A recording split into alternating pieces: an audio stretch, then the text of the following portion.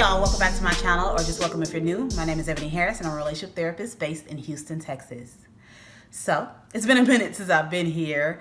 I took an unintentional break just because life was happening and I just did not have the capacity not to record videos, but truly to edit them.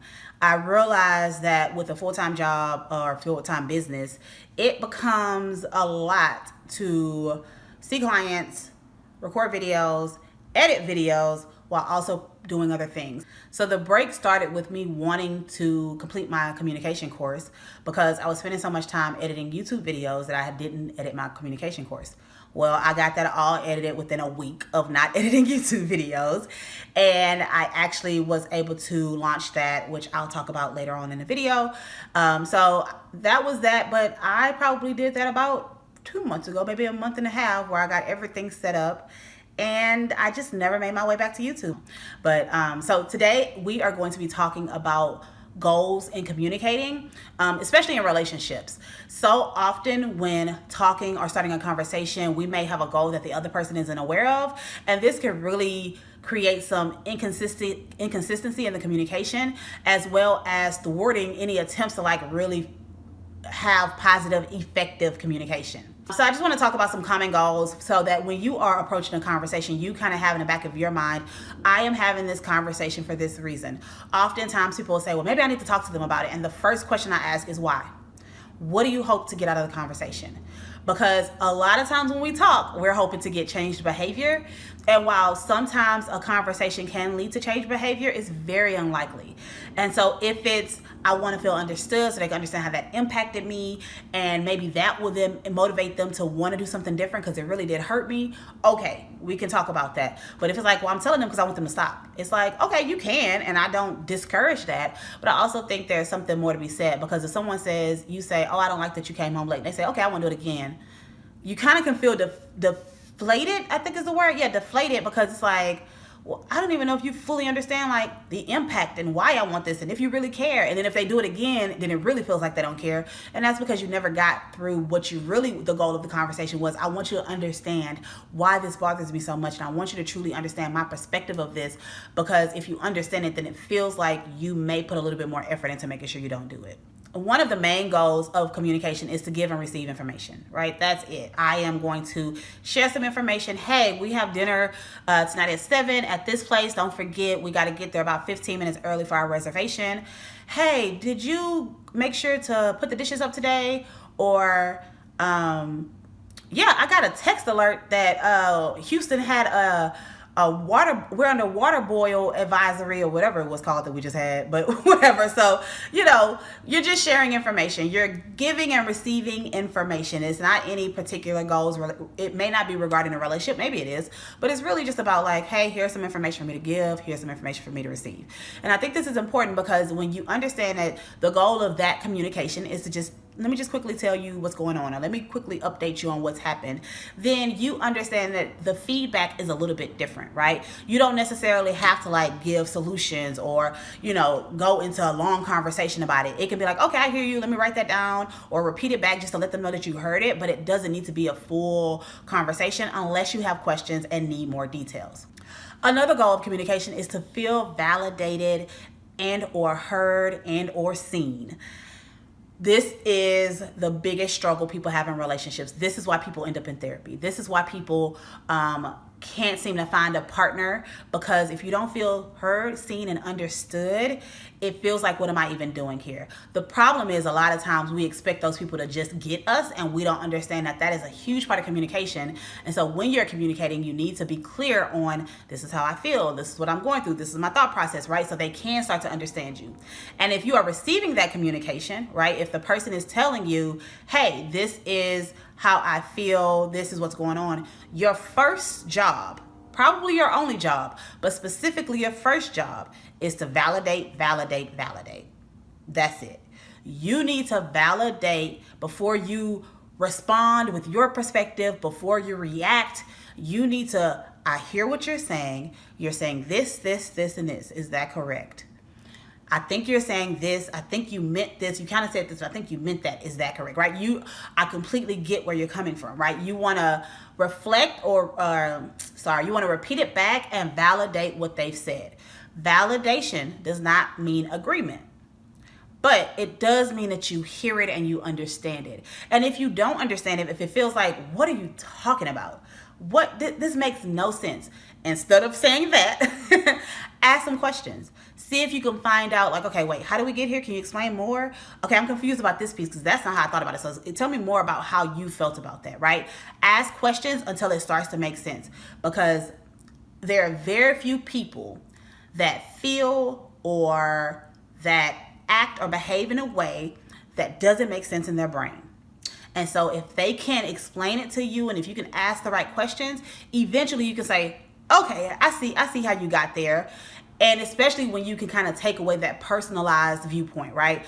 If someone is like, you didn't answer your phone and I freaked out because I thought something happened to you. And you're like, what? Like, I didn't answer my phone one time. I answered my phone 45 other times. Why would this one time matter? But then when you have a conversation with them and they're like, well, I was watching the news and it was a really bad accident. It reminded me of this. And I knew you were on that route and I just got nervous. Then it's like, okay, like I can see that, you're watching the news, you know where I'm at and I'm not answering. So you're not sure if I'm in the accident or not.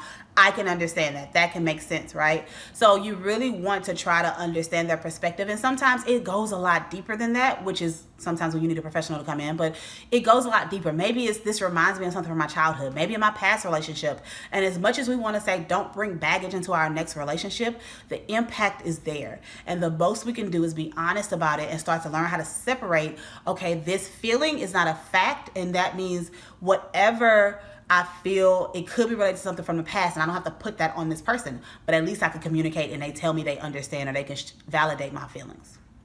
Another goal of communication is you want to learn about the other person, right? So you're not focused on you feeling validated, you feeling heard, seen, or understood. You want to understand more about your partner. You really want to understand more about this other person and really hear what they have to say, right? And so this is where you come from, asking questions from a place of curiosity and compassion. You want to really try to find out what's going on, understand their thought process, all of that, and do curiosity and not interrogation. Interrogation is when you already have an idea of what the situation is. You've already made a summary or a plot or whatever around what this person's intentions were and what they did. And so every question is in support of what you already think. And when you do that, we feel attacked, we get defensive, or we attack back. Right? And so you want to come from a place of curiosity of like, hey, like I was a little confused. I thought you said this, but then this happened. So I'm just trying to get an understanding of what was going on. Or can you explain more about why you thought that way? Because that's not how I would have looked at the situation, but maybe I just haven't had your experience. Versus, oh, so you thought da-da-da-da-da. So what time did you? That's that interrogation starts to happen, right? So make sure that you're coming from a place of, I really am curious and want to hear your perspective. I want to understand it. And I'm not just trying to support or validate whatever I already believe. Another big reason why we communicate is that we want to solve an issue. We want to resolve any problems. We have a problem that we're dealing with in another situation at work, family, or whatever, and we want our partner or our friends to help us with it. So we communicate so that we can resolve the issue. So there's a couple things with this. Number one, I can communicate with you to resolve an issue, but not want your input. I know, crazy. But it means I might be a person that needs to process out loud. And so that means I need to kind of talk it through, have someone ask me some questions so I can process it myself and come up with a solution.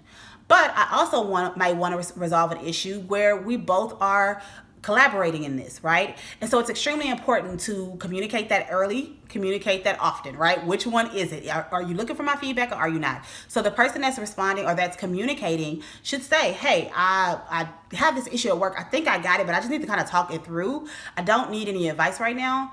But I just kind of want to process it because I feel like I might be missing a piece. But if I say it out loud, I think it'll be helpful, right?